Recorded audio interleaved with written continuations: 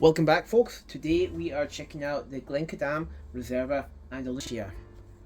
This is a non-chill filtered 46% ABV single malt that's been finished in Oloroso sherry casks. It comes from the Glencadam Distillery, and that's a Highland distillery that's been around since 1825. Now, for most of its life, the whiskey produced by Glencadam was often just used in blends. But in the early 2000s, under new owners, they started to focus more seriously on making single malts, as that became the big moneymaker for a lot of distilleries. Their house style tends to be more on the bright, malty and delicate side. You get lots of citrus, you get lots of grassy notes, and if you finish something like that in an Oloroso sherry cask, it is going to be a bit of a departure from the typical style. What we actually have in our hands here is a light spirit that's contrasted with a really rich cask.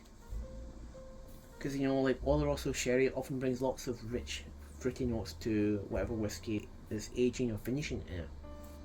It should be a rich, fruit-forward dram that has a decent amount of spice to it, as well as complexity. The thing about Glencadam actually is that they often fly under the radar. They are a fairly old distillery, but I'm actually curious to see how they hold up, especially when you compare them to all the new school distilleries that are putting out fairly similar styles. Usually like bourbon cask aged, then finished in sherry, but at usually double the price. So let's pour ourselves a glass and find out.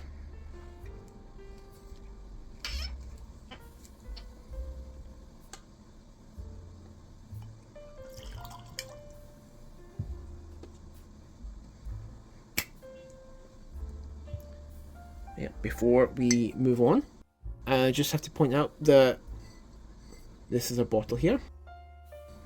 So a nice sky blue label, similar style to most Glencadam bottles, and a little bit of information about the distillery in the back.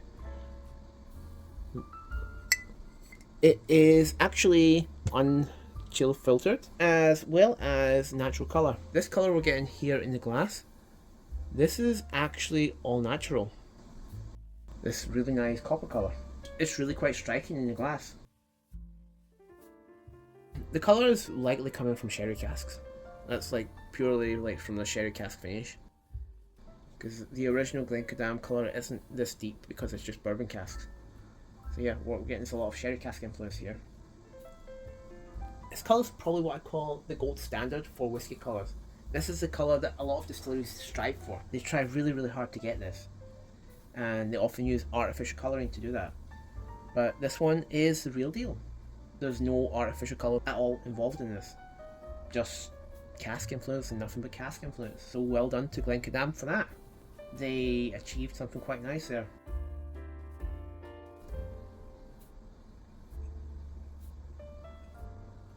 Look at the legs.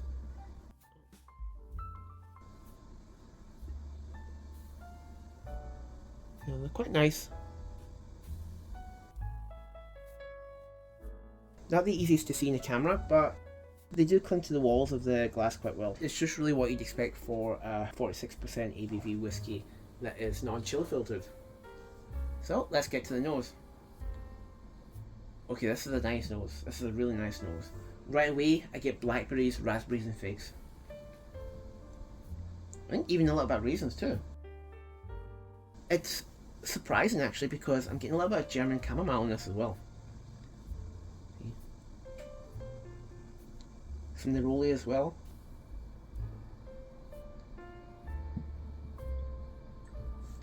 It's adding like a very soft floral character, but it's also adding a little bit of woodiness as well to it.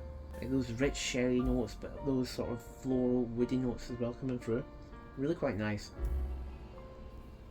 Yeah, behind that, there's quite a bit of malt as well. This malty character, and I think that's one of the signature marks of the distillery. They tend to be light but malty. Yeah, it's like a sweet malt. Caramelized. Almost like mocha. It's almost like the malt is turning to chocolate in a way, like coffee chocolate.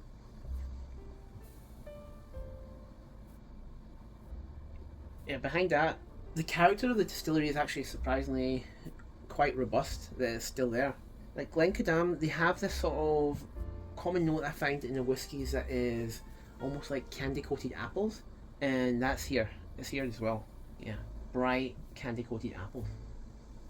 I mean, it could just be me getting that. I don't know if other people get that too, but it's what I usually get from Glencadams, and I'm still finding that in this one too, which is quite nice. But like that apple this time, it's layered with a richer sweet note, like sweet berries as well. That's really the kind of sweetness that only really sherry casks can bring. I'd say overall, this is actually a really pleasant nose. Incredibly pleasant. For a nose, it's actually really well done. So, time to sip it. Okay, that was unexpected. God, it's spicy. Black pepper, bacon spices, mostly ginger, some cardamom. But then those spices sort of mellow and it becomes a velvety chocolate. Almost like chocolate truffles. That really velvety note that you get on that. Also like a zesty orange as well behind that. Orange peel, raspberries, and this is weird.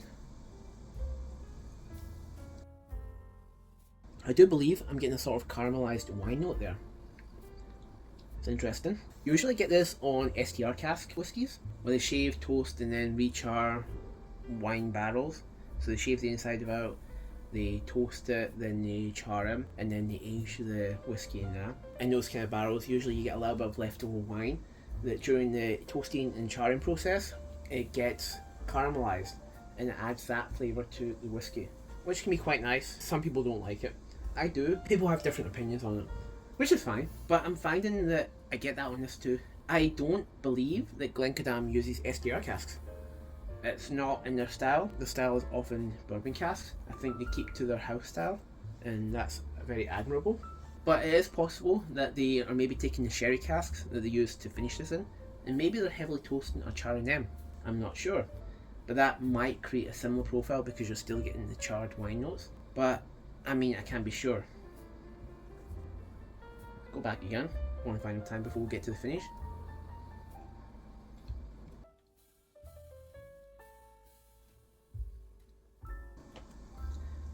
It's almost like there's a faint herbal note that's behind it.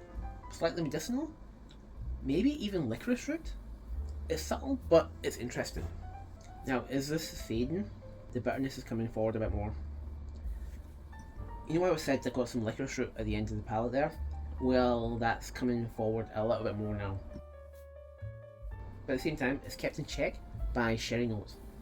We're getting figs and ginger there too, and they're sort of checking the licorice to make sure it's not too overpowering. Balanced, actually, I'd say, quite balanced. Overall, finished in medium length, stays around long enough just to satisfy, but it doesn't really overstay its welcome. Overall, Glencadam did a pretty good job with this. It is well crafted, and sherry finished, and it really brings a lot to the table. It's got rich, warm spices. It's got some floral nuances as well, especially when it comes to chamomile. And I'd say that there's just enough malt character to remind you that this is still a Glencadam. It's not anything else. It retains its character quite well, which is always good to see.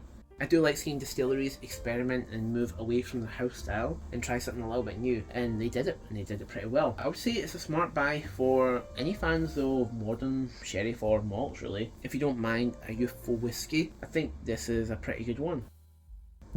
Now, as always, thanks for watching everyone. Drop a comment if you've tried this or you have any other sherry malts that you want to recommend for the channel. Take care of yourself, take care of your health, take care of your family, and as always, Sancha Va!